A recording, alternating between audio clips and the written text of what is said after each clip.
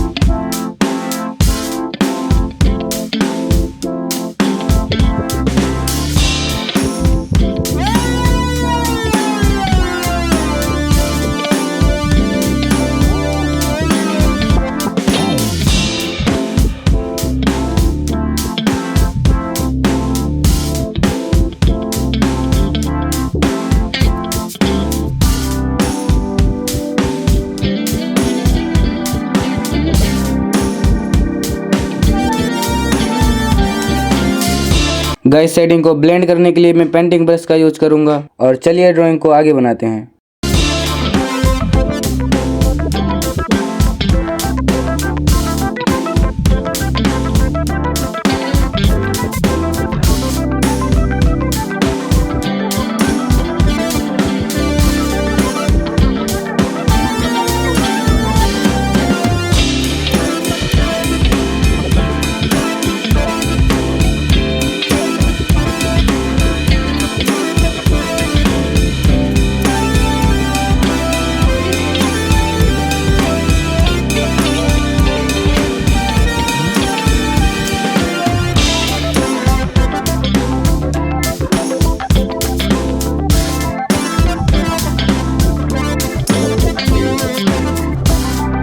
और गाइस, एकदम से डार्क एरिया के लिए मैं ब्लैक स्केच का यूज करूंगा। और चलिए ड्राइंग को आगे शुरू करते हैं।